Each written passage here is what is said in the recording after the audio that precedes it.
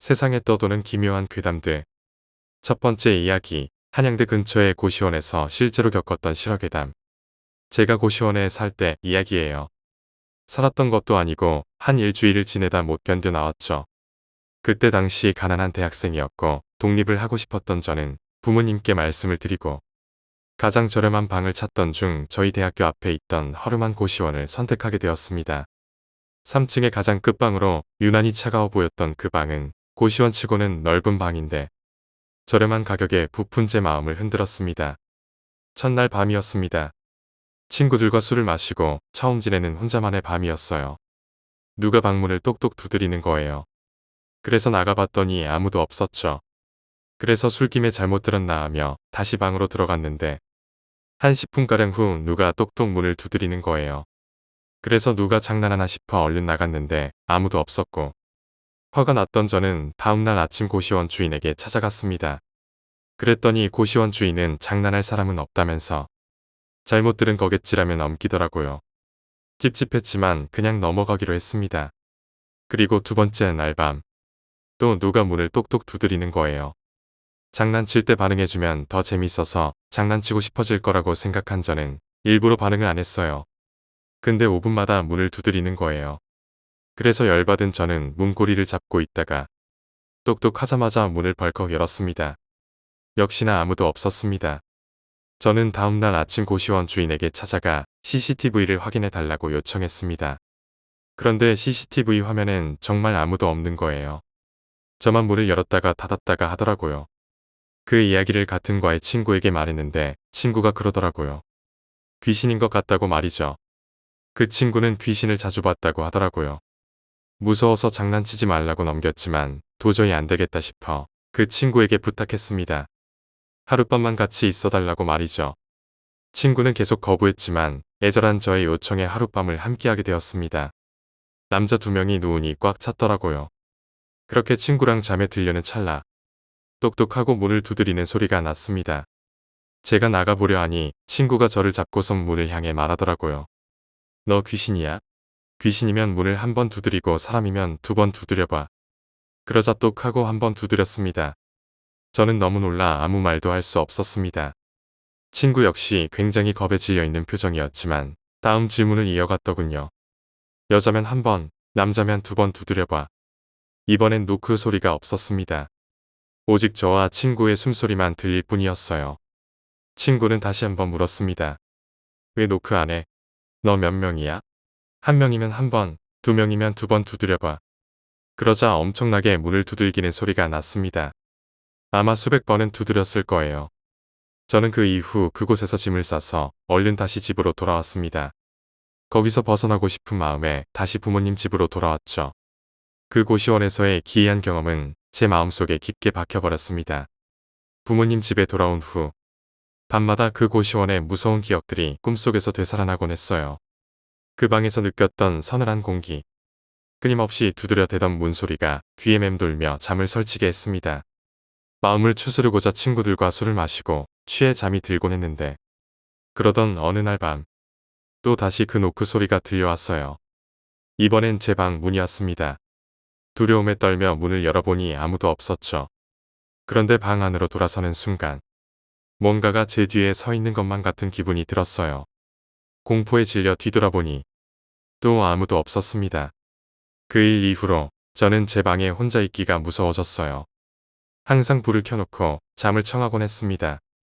그 끔찍한 노크 소리는 제 꿈에 계속 나타나 밤마다 괴로움을 겪었습니다. 그 노크 소리의 의미가 무엇인지, 왜 그토록 많은 노크 소리가 들렸는지는 여전히 알 수 없어요. 두 번째 이야기입니다.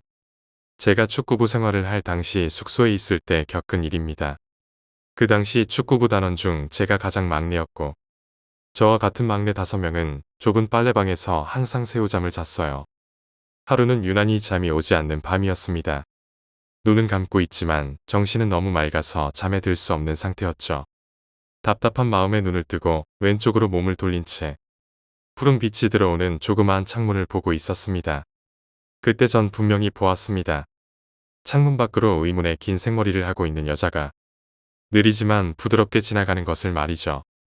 사람이 아님을 직감할 수 있었어요. 전 순간적으로 온몸에 소름이 돋았고 두 눈을 질끈 감아버렸습니다. 한 30분이 지나갔을까? 창문 밖에서 등이 완전히 굽어있는 여자가 온몸을 사시나무 떨듯이 벌벌 떨며 저를 쳐다보고 있었습니다. 저랑 눈이 마주치자 이상한 소리를 내더라고요. 저는 순간 기절했고 그 이후 이유는 밝히지 않았지만 학교에서는 숙소를 옮기고 숙소의 문은 쇠사슬로 잠갔습니다. 세 번째 이야기입니다. 저는 귀신이 보여요. 많은 귀신들이 보이는 게 아니라 이상하게 항상 한 귀신만 보입니다. 처음 봤을 때는 중학교 2학년 때였습니다. 학원 끝나고 저희 집을 가는 골목길이었는데 골목길 끝에 한 여자가 서 있더라고요. 멀리서 봤는데도 그 여자의 몰골은 흉측했습니다.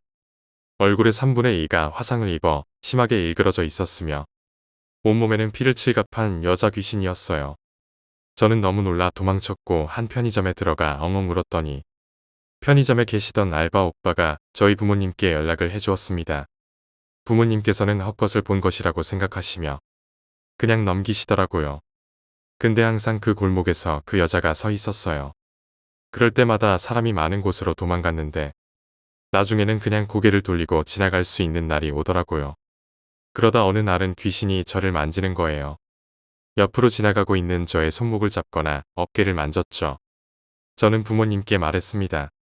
그랬더니 부모님은 내가 기가 약해져서 그런가 보다 하시며 몸에 좋은 한약 등을 사다 주시는 게 끝이었습니다. 저는 그렇게 항상 고통 속에 집에 오게 되었고 갑자기 어느 날부터 그 귀신이 안 보이는 거예요. 그렇게 시간이 흘러 저는 고등학교 2학년이 되었습니다. 잠을 자는데 가위를 눌린 건 처음이었어요.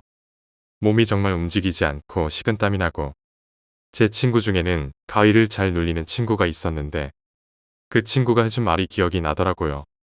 가위에 눌렸을 땐 엄지손가락을 움직이면 깨어나. 그래서 저는 엄지손가락을 움직이려 용을 썼지만 잘 안 되는 거예요. 억지로 눈을 밑으로 깔아 손가락 쪽을 보고는 저는 기절했습니다. 저를 괴롭히던 그 여자가 제 손가락을 움직이지 못하게 잡고 웃고 있더라고요. 저는 부모님께 한 번 더 얘기를 했고 부모님은 드디어 심각한 상황을 깨달으시고는 저를 용하는 무당집으로 함께 가게 되었습니다.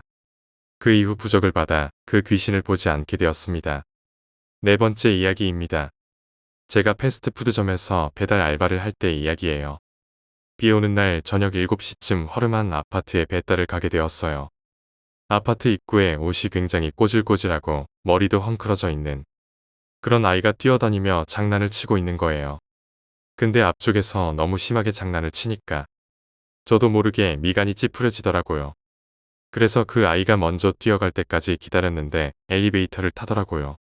그래서 같이 가려고 소리를 질렀어요. 꼬마야, 같이 타고 가자. 근데 꼬마는 야올리듯이 씩 웃으며 메롱하더니 엘리베이터를 닫더라고요. 그래서 열받아서 엘리베이터 앞으로 가서 몇 층인지 보려는데 엘리베이터가 그대로 1층인 거예요.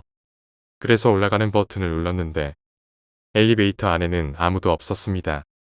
나중에 들은 이야기인데 그 아파트는 주변에서 귀신 아파트라고 불리는 곳이더라고요. 다섯 번째 이야기, 귀신 보는 친구. 학창시절 만난 두 친구 이야기입니다. 고등학생 때 지역의 중간쯤 되는 남고를 다녔었습니다. 뺑뺑이 돌리듯이 가는 게 아니라 중학교 때 성적으로 고등학교에 갔기 때문에 학교마다 성적상 고만고만한 애들이 모였죠. 어느 날 친구랑 복도를 지나가는데 다른 반에 뭐 재밌는 거 없나 하고 보면서 가던 중이었습니다. 저희 반보다 앞쪽 반 아이였는데 야자 쉬는 시간에 잠을 자는데 희한하게 자더라고요. 보통 자면 두 팔을 책상 위로 올려서 고개를 돌리고 엎드려 잔다던지 이마를 대고 잔다던지 이게 보통이었죠. 근데 이 친구는 책상을 가슴에 바짝 붙이고 얼굴에 교과서를 바짝 덮고 자는 겁니다. 신기해서 옆에 친구한테 저 친구는 왜 저렇게 자냐고 물어보니 친구가 귀신 보는 놈이다라고 대답하더군요. 평소에 호기심은 있었는데 직접 본 적은 없으니 궁금해서 친구에게 이것저것 물어봤습니다. 우선 귀신 본다는 친구를 김군이라고 칭하겠습니다. 평소 김군은 학교에서 잘 때 특이하게 자는데요. 이유인 즉슨 1학년 때인가 남들 자듯이 두 팔을 올리고 이마를 손을 포개어 놓은 곳에 대고 자고 있었답니다. 잘 자는데 누군가가 다리를 자꾸 만지길래 애들이 장난치는 줄 알고 짜증내며 눈을 뜬 순간 책상 아래에서 자신을 쳐다보는 검은색 형상의 무언가랑 눈이 마주쳤답니다. 그 형상의 웃는 모습에 기겁해서 소리를 지르며 뒤집어졌는데 그 사건 이후로 절대로 책상과 가슴 사이에 공간을 안 주고 잘 때 책으로 얼굴을 바짝 덮어서 귀신을 보지 않기 위해 애쓴다더군요. 이것만 들었을 때 가위에 눌렸거나 악몽 꾼 거 아니냐고 물어보니 이번엔 꽤 유명한 이야기라면서 말해줬습니다. 중간고사 기간이었는데 보통 귀신은 밤에 자주 등장하잖아요. 김군도 낮에는 별 생각 없이 다녔답니다. 중간고사 시험을 치는데 시험이 다 끝나지도 않았던 상태였지만 김군이 갑자기 한숨을 푹푹 쉬면서 오만상을 쓰면서 혼잣말로 상욕을 하더랍니다. 이를 기이하게 여긴 반 친구가 시험이 끝나고 왜 시험 치다가 짜증냈냐고 물으니 시험을 치고 있는데 시의 끝에 뭐가 팔랑팔랑 하면서 걸리더랍니다.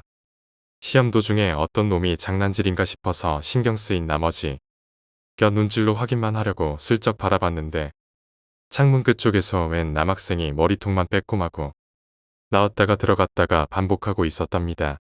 처음엔 시험을 다 친 녀석이 옆반에서 장난을 치는 줄 알고 어이없었는데 생각해보니 시험은 방금 시작했고 여긴 3층이고 순간적으로 귀신이구나라고 깨달았답니다.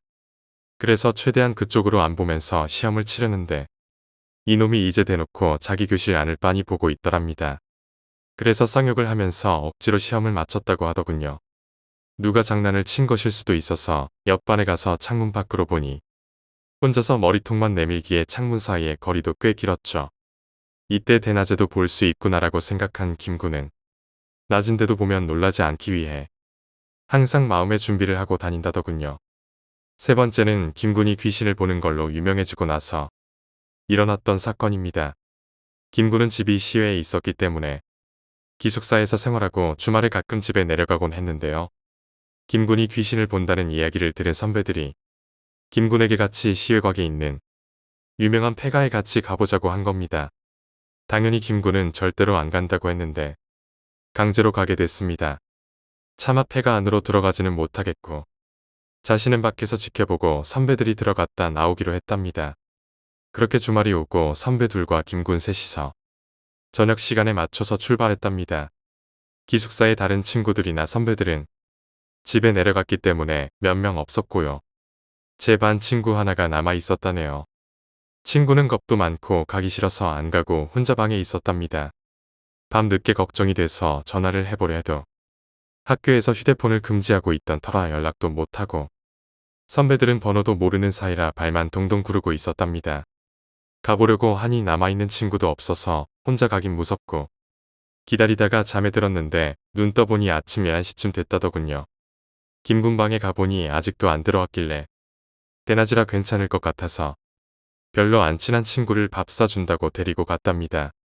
대낮이었지만 사람이 살고 있지 않아서인지 음산한 기운이 여기저기 느껴졌다고 하네요. 멀리서 김군을 부르며 둘이서 살살 올라가는데 폐가에 도착할 때까지도 대답이 없었다네요.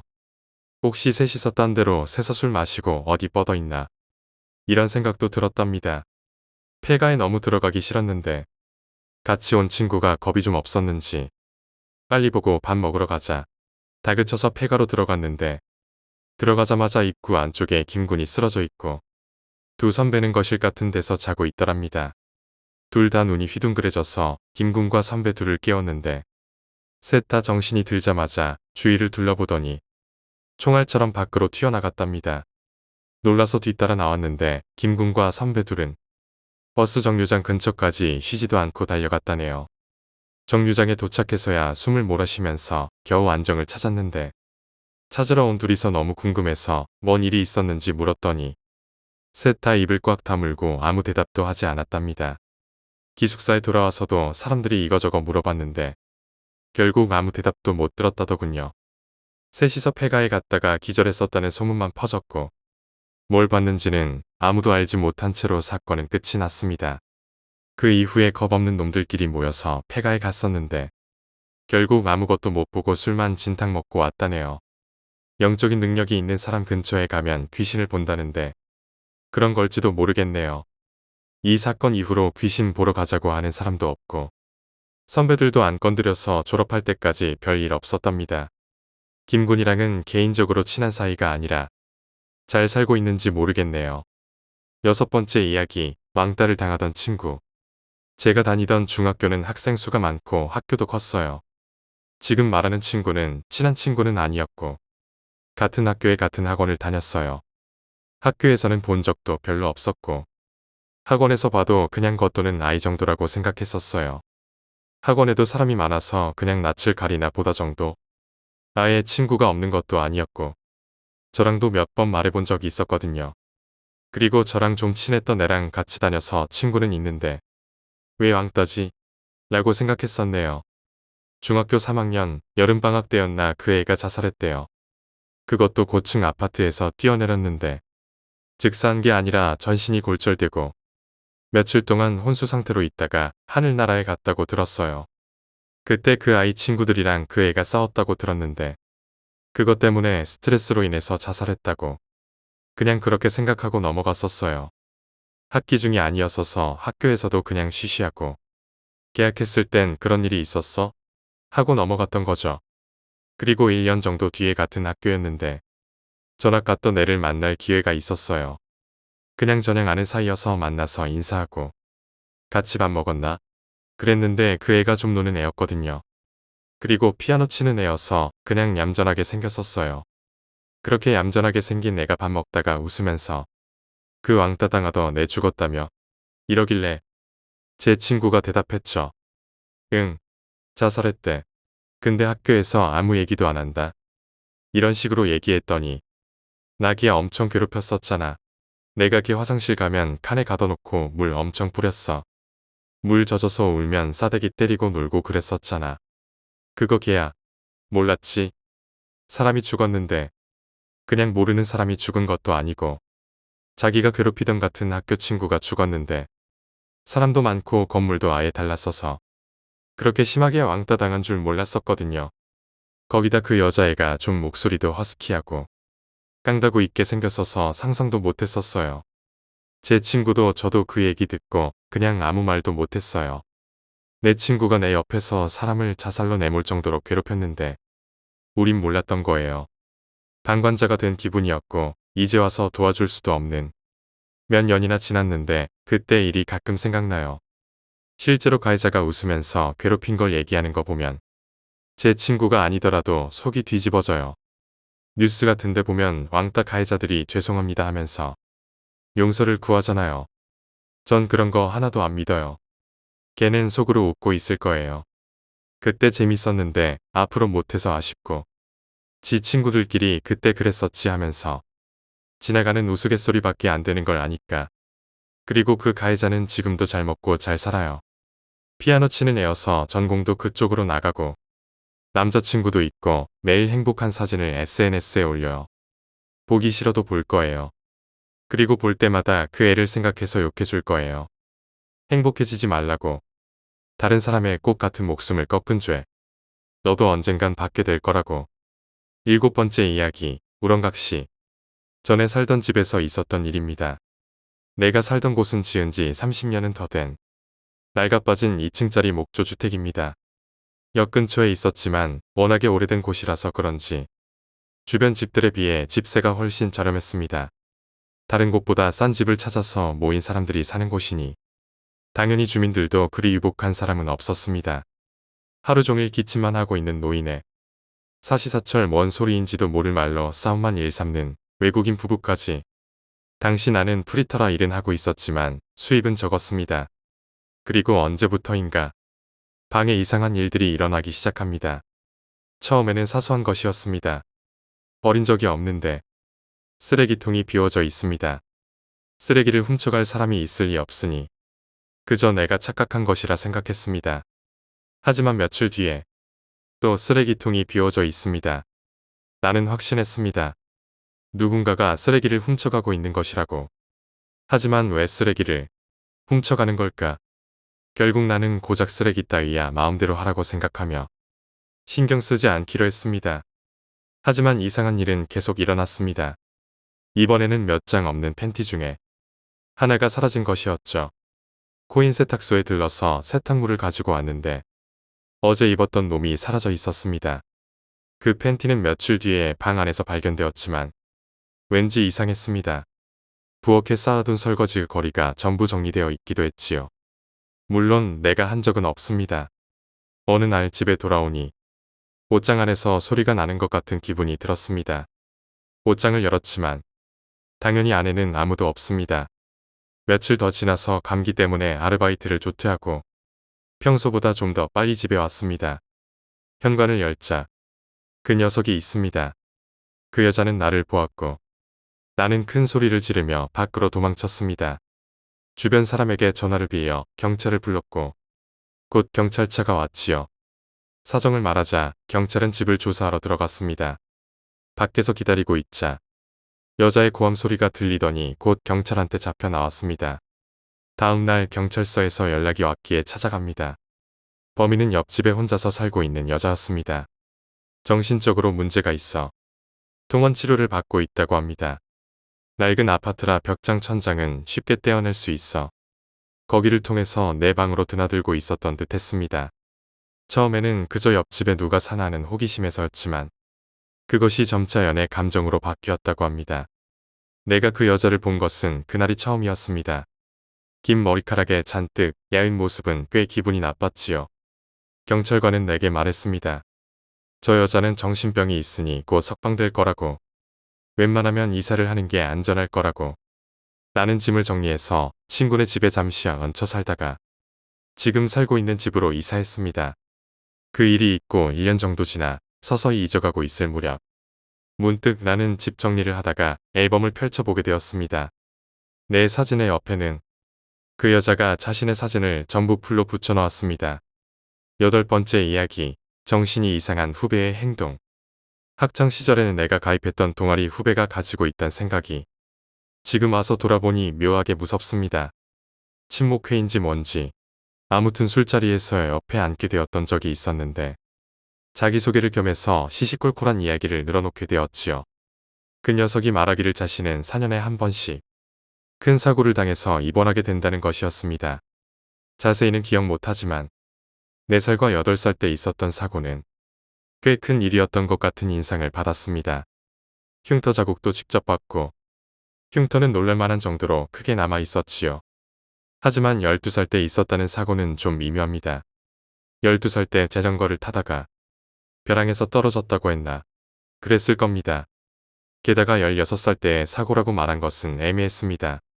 무사히 17살이 돼서 신난 그가 달리는 폭주족 오토바이 뒤에 올라타려다 사고가 났다는 것입니다. 그 정도면 본인이 사고를 자초하는 게 아닌가 싶을 정도였습니다. 이상한 믿음을 가지고 살아가는 놈이구나 싶었지만 그게 끝이 아니었습니다.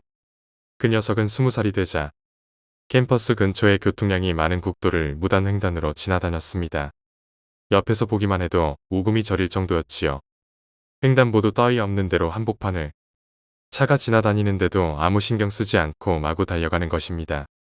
당연히 운전자가 놀라 급정거하고 온갖 족설과 클락션 소리가 날아옵니다.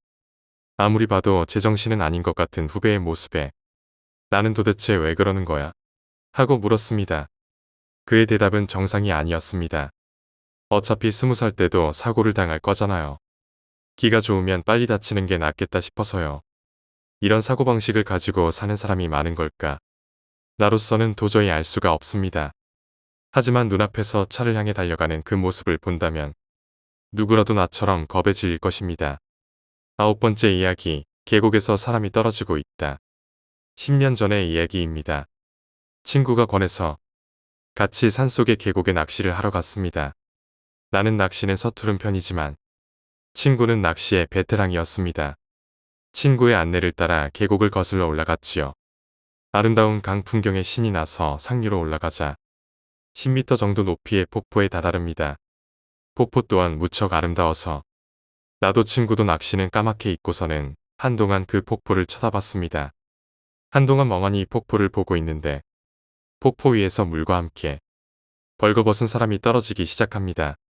그 사람은 떨어지는 도중 바위에 부딪혀 둔탁한 소리를 내며 아래로 떨어졌지요. 바위에 부딪힐 때마다 그 사람의 손발은 이상한 방향으로 뒤틀렸습니다. 당연한 것인지도 모르지만 아래로 떨어지고 나서도 아무 미동이 없었습니다. 이미 죽은 시체가 떨어진 것일까? 아니면 떨어지다가 부딪혀 죽은 것일까? 어찌되었든 기괴한 광경에 나와 친구는 무엇을 어찌해야 할지를 사고가 정지해버립니다. 일단 상태를 확인하려 그 사람에게 다가가려던 와중이었죠. 친구가 또 온다 라고 소리쳤습니다. 위를 올려다보니 또 벌거벗은 사람이 폭포에서 떨어지고 있습니다. 황당해하고 있는 사이에 잇따라 벌거벗은 사람들이 떨어져 내려기 시작합니다. 뭐라고 말해야 할까? 마치 올챙이 국수 반죽이 떨어지듯 벌거벗은 사람들이 하나 둘 흘러와서 떨어졌습니다. 떨어진 사람들은 모두 20대 내지는 30대로 보였습니다. 남자도 있고 여자도 있었지요. 사람들은 망가진 인형처럼 바위 위로 내던져지면서 떨어져 폭포 아래에 하나둘씩 쌓여갔습니다. 빨리 경찰에 신고해야겠다 싶어서 나는 친구와 계곡을 벗어나 차를 타고 수십 분 거슬러 갔고 겨우 전화가 연결되는 곳을 찾아서 신고했습니다. 사람이 10명도 넘게 죽어 있어요. 인원도 많고 장소도 구급차가 진입하기 힘들었던 탓에 헬기가 출동했습니다. 한동안 기다리자 경찰차도 도착했기에 경찰관에게 사정을 설명했습니다. 하지만 잠시 뒤 헬기에서는 대량의 시체 같은 건 보이지 않습니다. 라는 보고가 들어옵니다. 그럴 리가 없다며 친구와 함께 걸어서 계곡을 올라갔지만 시체는커녕 폭포도 발견할 수 없었습니다. 그 후부터 나와 친구는 종종 그때처럼 수많은 사람이 죽어있는 환상을 보게 되었습니다. 둘이 함께 있을 때는 같이 보는 일도 있지만 각각 따로 볼 때도 있었지요. 수많은 시체가 농가의 비닐하우스 안에 꽉 들어차 있거나 해안에 잔뜩 밀려 들어오거나 도착한 엘리베이터 안에 겹겹이 쌓여 있거나 온갖 형태로 나타나는 것입니다.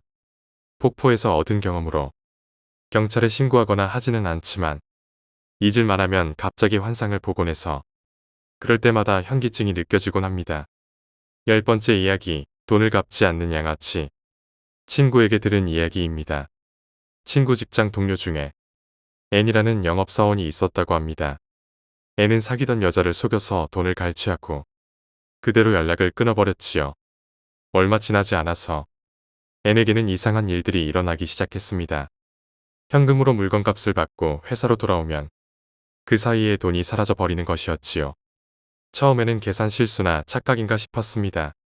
하지만 분명히 풀로 붙인 봉투 속이나 자물쇠로 잠궈놓은 금고, 그리고 결코 몸에서 떼놓지 않는 지갑 속의 돈마저 사라져 버렸습니다. N은 그때마다 부족한 금액을 자기 돈에서 충당했습니다. 하지만 그것도 한두 번이지 어느새 N이 감당할 수 있는 금액이 훨씬 넘어가고 있었습니다. 결국 월급을 값을 받아서 미수금을 메꾸는 일이 이어지다 보니 월급보다 미수금이 많아지는 지경에 이르렀지요. N의 빚은 쌓여만 갔습니다. 그러던 어느 날 대규모 현금 거래가 N에게 떨어지게 되었고 돈이 사라질까 봐서 두려웠던 N은 담당을 바꿔달라고 요청했습니다. 하지만 어째서인지 거래처에서 직접 N을 지명한 탓에 바꿀 수도 없는 노릇이었습니다. 수천만 원이 넘는 금액이었기에 N은 꾀를 냅니다. 후배를 같이 데리고 가서 돈은 후배가 운반하게 하는 것이었죠. 이렇게 하면 아무 문제 없을 것이라고 굳게 믿으며 무사히 거래는 끝났고 후배는 돈을 들고 출발합니다. N은 자신에게 책임이 전가되지 않게 후배와는 다른 차를 타고서 거래처에 온 터였습니다. 하지만 운명은 피할 수 없는 것인지 후배는 회사로 돌아오던 도중에 자전거와 접촉 사고를 내고 말았습니다. 사고 조사도 받아야 하고 피해자가 학생이었던 터라 부모가 오기를 기다려야 하는 상황이었습니다. 회사에서는 빨리 거래 대금을 가지고 오라는 독촉 전화가 쏟아집니다.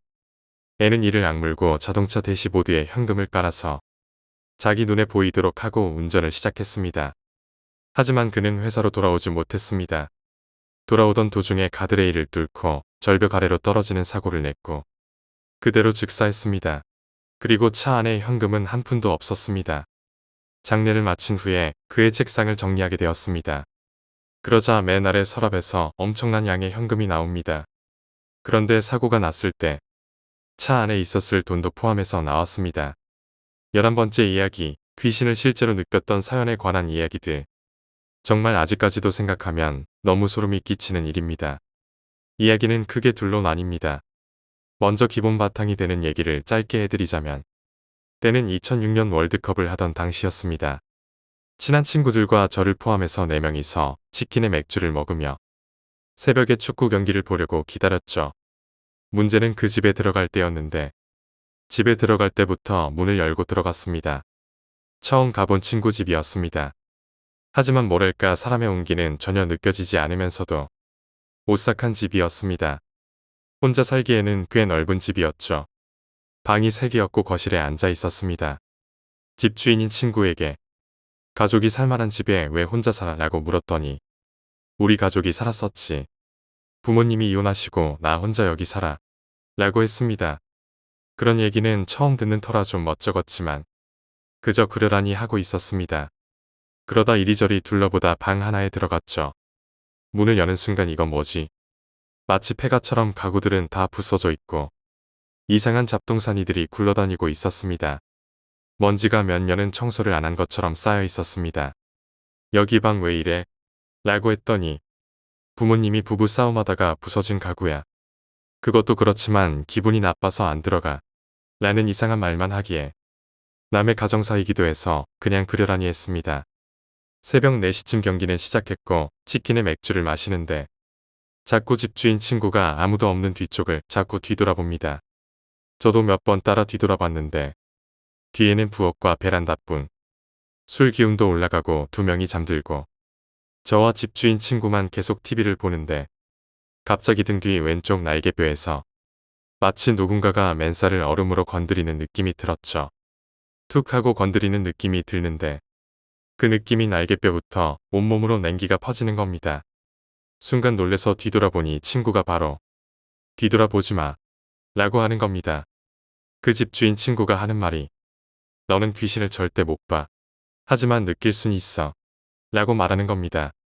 그러면서 이어서 말하길 네가 처음 집에 들어올 때부터 이상하게 저들이 너만 계속 쳐다보더라 고 했습니다. 부엌 옆 베란다 쪽에 항상 귀신 2명이 서 있다고 합니다. 근데 그 2명이 가만히 서서 제가 집에 들어올 때부터 신기하다는 듯 저만 쳐다보더라고요. 그러다가 저한테 장난치는 듯이 등 뒤를 손가락으로 건드렸답니다. 저는 맹세코 그 오싹한 느낌이 들었을 때까지 친구한테 한마디도 안 했는데 그 친구는 등을 건드리는 것까지 알고 있다는 사실에 소름이 돋았고 그제서야 알게 되었지만 그 친구가 귀신을 볼 줄 안다는 것을 알게 됐습니다. 그때가 처음으로 귀신을 느꼈던 때였습니다. 여기까지 하고 싶었던 말은 귀신을 절대 보지 못하지만 느낄 수는 있다는 걸 알게 된 배경 사실을 말씀드리고 싶었던 거고 이제 다른 이야기로 넘어갑니다. 아마 2009년일 겁니다. 제가 일이 있어 서울에 집을 구하다 용산 쪽 원룸을 알아보는데 월세가 비싸서 룸메도 구하고 있었습니다. 친한 친구와 룸메를 하면 싸운다는 말이 있어서 지인을 통해 새로운 사람을 구했고 용준이라는 친구를 알게 되었죠. 용준이랑 3개월 정도 살았는데 처음에는 별 문제 없이 잘 살고 있었습니다. 저는 양재 쪽에서 일을 했었고 용준이는 한남 동쪽에서 일을 했습니다. 일을 마치고 아는 친구와 만나 패스트푸드점에서 간단히 끼니를 때우는데 친구와 얘기 중 뜬금없이 갑자기 큰 외삼촌의 생각이 나는 겁니다. 큰 외삼촌과는 어렸을 때 이후로 본 적도 없고 연락도 안 해서 거의 머릿속에서 지워져 있는 그런 분이었습니다. 도대체 왜 갑자기 떠오른 건지 모르겠습니다. 근데 기가 막히는 건 햄버거를 다 먹고 치울 때쯤 어머니께 문자가 왔습니다. 문자 내용인 즉슨 큰 외삼촌이 갑자기 돌아가셨고 강남 성모병원에서 장례식을 하신다는 겁니다. 원래 병이 있으신 분도 아니고 공사장에서 트레일러 운전하시다 트레일러와 함께 높은 곳에 떨어져 압사당하셨다고 합니다. 급사였죠. 1차적으로는 외삼촌 생각이 났는데 바로 돌아가셨다는 소식을 접하고 온몸에 소름이 돋았지만 일단 장례식장으로 가야 했기에 급히 택시를 타고 갔습니다. 다행히 일하느라 복장이 검은 정장이었기에 바로 갈 수 있었습니다. 강남 성모병원 안으로 들어가 장례식장 건물 앞에서 택시를 세워달라고 하는데 택시비를 계산하고 내릴 때쯤부터 이상하게 머리가 띵합니다. 뭐지? 하면서 문을 닫고 장례식장 안으로 들어갔고 전광판에 뜬 외삼촌의 성함을 보고 그쪽으로 갔습니다. 외숙모와 어머니는 이미 눈이 퉁퉁 부으신 얼굴로 절 맞아주셨고, 저는 인사를 드리고 신을 벗고 안으로 들어가려는데 머리 두통이 심해지는 겁니다. 원래 편두통을 종종 앓던 탓에 또 이런 애라고 생각했을 뿐 이상하게 생각을 안 했죠. 음식 나르는 걸 돕고 있는데 이게 뭐랄까. 편두통을 넘어서 정말 머리를 무엇인가 옥죄는 듯한 느낌이 들면서 두통이 너무 심한 겁니다.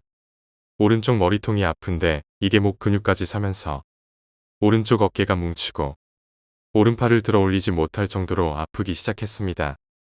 어머니가 제 표정을 보더니 어디 아프냐고 물으셨고, 어머니께만 이러이러하다 말씀드리니 감기에 걸린 것 아니냐고 하셨죠. 그냥 편두통인 것 같다고 하는데 어머니께서 저를 거의 끌어다니며 응급실로 데려가셨지만 열도 안 나고 별 이상도 없었습니다. 장례식장 와서 이러는 건 돌아가신 외삼촌이며 외숙모께도 죄송하고 조용히 있다가 가려 했는데 외숙모도 제 몸이 이상하다는 걸 아시고는 피곤하고 바쁠 텐데 와준 것만으로 고맙다며 돌아가서 쉬라고 하시는 겁니다. 웬만하면 그냥 있겠는데 몸이 너무 아팠기에 정말 죄송하다고 하고 나왔습니다. 다시 택시를 잡고 집으로 가려는데 여기서 용준이 번호로 전화가 옵니다. 근데 용준이 목소리가 아니고 다른 남자 목소리입니다. 죄송한데 용준이 룸메이트 맞으시죠? 용준이가 술에 너무 취해서 그러는데 집 주소를 가르쳐 주시면 택시 태워서 보내려고요라는 겁니다. 저는 어디시냐고 물었더니 용산 집 가는 방향이기에 그냥 제가 픽업해서 가겠다고 했죠. 위치는 한남동이었고 저는 친구가 있다는 장소에 갔습니다. 여전히 머리는 깨질 것 같았고 오른쪽 목 근육과 어깨는 돌처럼 굳어진 것과 같이 아팠죠. 용준이와 용준이 친구분이 횡단보도 앞에 있었고 그 친구분은 부탁드린다며 돌아가셨습니다. 용준이는 만취한 상태였고 저는 말하기도 힘들 만큼 아팠기에 용준이 뺨을 툭툭 치기만 했습니다. 그런데 갑자기 용준이가 고개를 휙 들더니 절 쳐다보곤 살짝 놀란 표정을 짓습니다. 그 다음에 바로 주먹 쥔 상태에서 검지와 중지는 펴서 모아 제 명치를 꽉 누르는 겁니다. 저는 술 기운에 장난치나 싶었지만 대꾸할 힘도 없었고 친구를 끌고 택시로 돌아가려 하는데 이번엔 제 팔을 뿌리치곤 저에게 가만히 있으라고 하면서 다시 그 손가락으로 제 목의 정맥 부분을 꽉 누릅니다. 저는 화가 나서 장난칠 힘 없으니까 그만하고 가자 라고 소리쳤는데 용준이는 계속 배시시 웃으면서 누릅니다. 그런데 친구가 갑자기 얼굴이 굳더니 잠깐만 이러면서 뒤로 달려가는 겁니다. 하도 어이도 없었고 힘들어서 멍하니 쳐다보는데 용준이는 길가 옆에 편의점으로 들어갔고 용준이는 뭘 사더니 검은 봉지에 담고 편의점에서 나오면서 주섬주섬 가방에 챙겨 넣는 겁니다. 비틀거리면서 돌아오더니 택시에 탑니다. 어이가 없었지만 정말이지 너무 무서웠기에 대꾸도 안 하고 저도 택시에 탔습니다. 집에 도착했고 계산을 하고 내려서 집 앞으로 가는데 친구가 갑자기 뛰기 시작했죠. 그러더니 집 현관문에 비밀번호를 치더니 들어가서 잠궈버립니다. 열이 뻗칠 대로 뻗친 저는 소리를 지르면서 문을 차는데 대꾸를 안 합니다. 다시 힘이 빠졌고 왼손으로 오른쪽 어깨를 주무르면서 머리를 문에 기대는데 집 안에서 가방 지퍼 여는 소리가 난 다음 부스럭 소리가 납니다. 문에 귀를 대고 들어보니 뭔가를 가방에서 꺼냈고 아마 아까 편의점에서 산 것 같은 느낌이 들었습니다. 그 다음엔 뭔가 용기에 담는 소리가 들렸고 문 쪽으로 걸어오는 발걸음이 들렸습니다. 갑자기 문 잠금이 해제되면서 문이 열리는데 친구가 저에게 뭘 엄청 뿌립니다. 엄청 무서운 얼굴로 말이죠. 눈치채신 분도 있겠지만 굵은 소금이었습니다. 저는 짜증은 극도로 치달았지만 너무 황당해서 말도 안 나왔습니다. 다 뿌리고 나니 용준이는 손 씻고 들어와 라고 하는 겁니다. 저는 원래 항상 외출하고 오면 손부터 씻는 버릇이 있기에 손을 씻고 소금을 털어내고 옷을 갈아입었습니다. 친구는 거실 바닥에서 이미 정신을 잃고 잠이 든 것 같았습니다. 지금 술 취한 놈한테 뭐라고 해봤자 기억도 안 날 테고 나만 힘들 것이라는 생각에 그냥 자기로 했습니다. 침대에 누웠는데 갑자기 언제 그랬냐는 듯 두통과 어깨 근육통이 씻은 듯이 사라지는 겁니다. 너무 신기했는데 누운 채로 용준이를 불렀습니다. 니 아까 편의점 앞에서 손가락으로 나 찌른 거며 소금 뿌린 거 뭐냐? 라고 했더니 친구가 하는 말이 정말 대박이었습니다. 너 오른쪽 어깨에 여자를 달고 왔더라. 전 오른쪽 어깨가 아프다거나 저에 대해서 말한 것도 없었는데 용준이가 정확히 오른쪽 어깨에 여자를 달고 왔다는 점이며 손가락으로 누르고 소금 뿌리고 나서 갑자기 씻은 듯이 아픈 게 사라졌다는 점. 소름이 끼쳐서 다시 되물었을 때는 용준이 잠들어 버렸습니다. 전 그날 너무 소름이 끼쳐서 잠도 잘 못 잤습니다. 그 이후에도 용준이는 만취하면 제가 집에 혼자 있을 때 촛불을 켜놓고 있으면 촛불 꺼라, 그것들이 몰려오잖아 라는 둥 이상한 말을 해대서 결국은 못 버티고 원룸에서 나왔습니다. 나중에 알게 된 사실이지만 용준이는 사람을 보면 그 사람 얼굴 뒤로 조상들 얼굴이 4~5명 둥둥 떠다닌답니다. 술 취하면 가끔씩 보인다고 하네요. 제가 직접 귀신을 보진 못했지만 그것보다 더 몸으로 느꼈기에 이 이후로 절대 귀신이 없다는 생각을 바꾸게 되었죠. 그 이후의 시간은 더욱 섬뜩한 경험들로 가득 찼습니다. 용준이가 가끔 술에 취해 이상한 행동을 할 때마다 저는 그의 능력에 대해 더욱 궁금해졌어요. 그는 사람들의 뒤에 따라다니는 귀신들을 보곤 했지만 술에 취할 때만 그런 능력이 발현되었죠. 용준이는 어느 날 제게 이야기했습니다. 사람들은 자신의 뒤를 따라오는 귀신들을 보지 못해.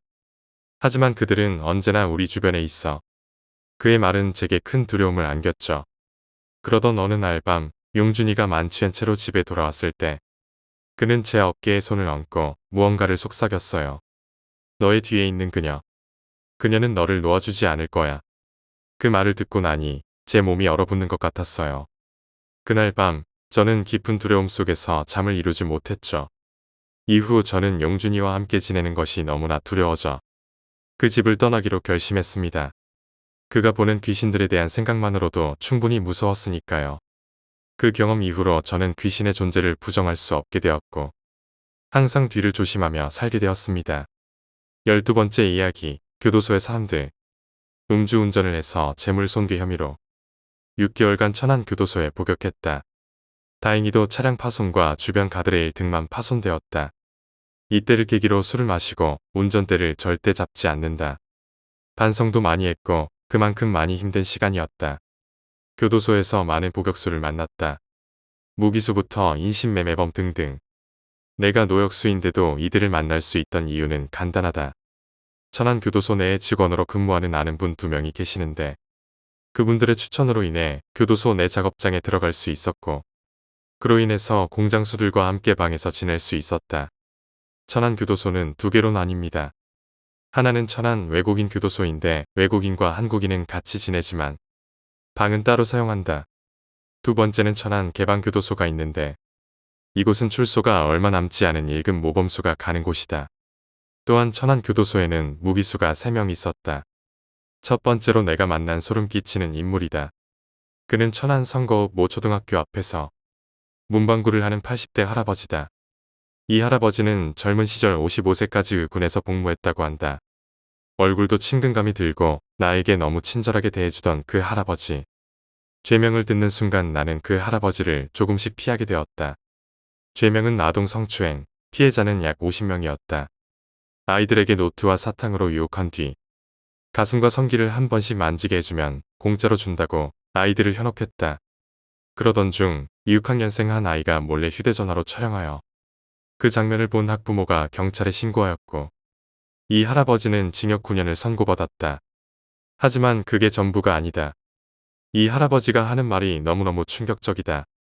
내가 만약 여길 들어오지 않았다면 아마 더한 짓을 했을지도 몰라. 2번째로 만난 인물의 이야기다. 그는 인신매매범이다. 아가씨를 싸게 중국으로 팔거나 섬으로 내다 판다.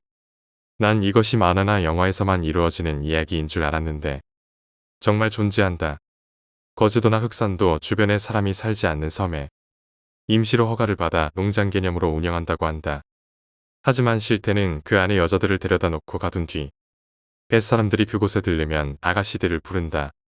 거기에 들어간 여자들의 80%는 그곳에서 몸을 팔다가 중국으로 건너간다고 한다. 이 인신매매범의 나이는 31살에 징역 8년을 받았고 현재 1년 남았다. 그러면 이 사람이 들어온 시기를 보자. 7년 전이다.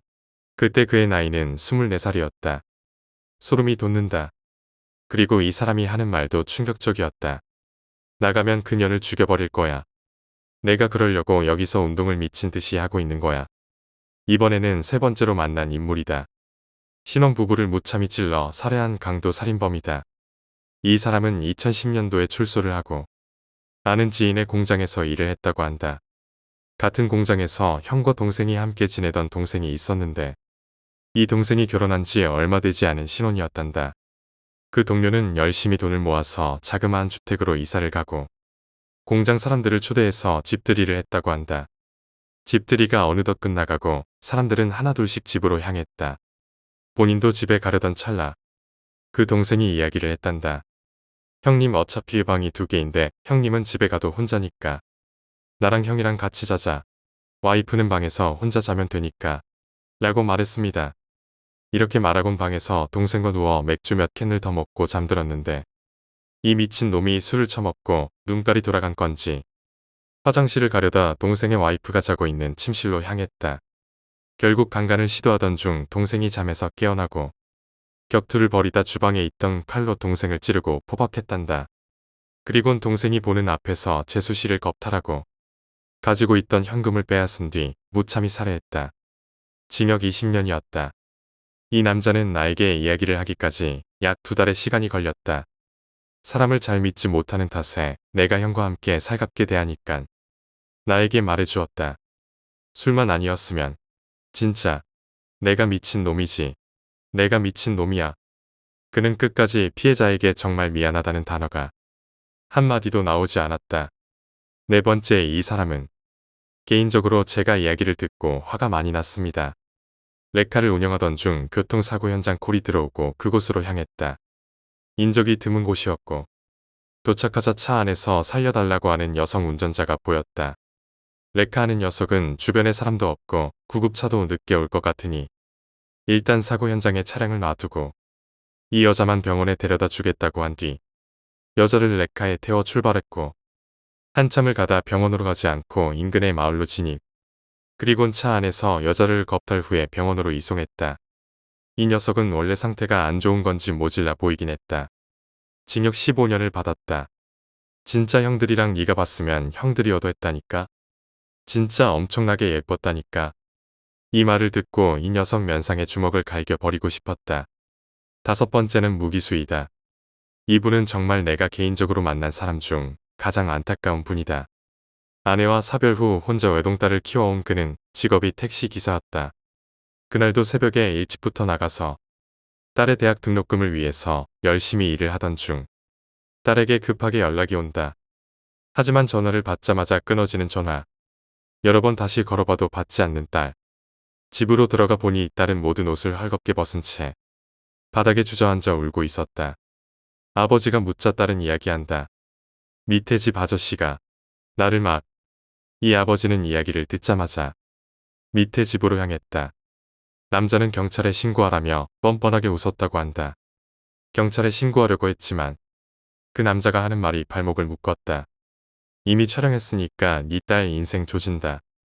결국 신고도 못하고 이사를 가야 했고 딸의 상태는 점점 더 악화되었다. 근데 문제는 거기서 그치지 않고 그 쓰레기 같은 놈은 아저씨에게 문자를 보냈다. 딸내미 잘 지키고 싶으면 돈을 보내라는 내용이었다. 여기서 아저씨는 이성을 잃고 그 남자를 찾아갔고 돈 주머니에서 시카를 꺼내곤 남자를 무참히 살해했다. 그리고 토막하여 사체를 유기했다. 결국 아저씨는 잡혀왔고 무기징역이라는 엄청난 형벌을 받게 되었다. 그리고 안타까운 사실은 아저씨가 들어오고 1년 뒤 딸이 자살했다고 한다. 내가 그냥 돈을 줬으면 딸이 행복했을까? 죽지 않았을까? 라고 자주 말하신다. 그 외에 잡다한 사기꾼과 절도범, 그리고 보이스피싱범 등 많았다. 물론 이런 사람만 존재하는 건 아니다. 다만 내가 천안 교도소 모 작업장에서 근무할 당시 이러한 사람들이 존재했다. 나도 죄를 짓고 왔지만 이런 놈들을 위해 세금을 내고 밥을 먹여야 한다는 사실에 너무 화가 났다. 이 이야기를 듣는 사람들에게 한마디 해주고 싶다. 사람의 눈을 보면 그 사람의 마음을 볼 수 있다고 한다. 하지만 그건 다 개같은 상술이다. 내가 본 그들의 눈은 하나같이 맑고 착해 보였다. 하지만 그 뒷모습은 사람이 아니었다.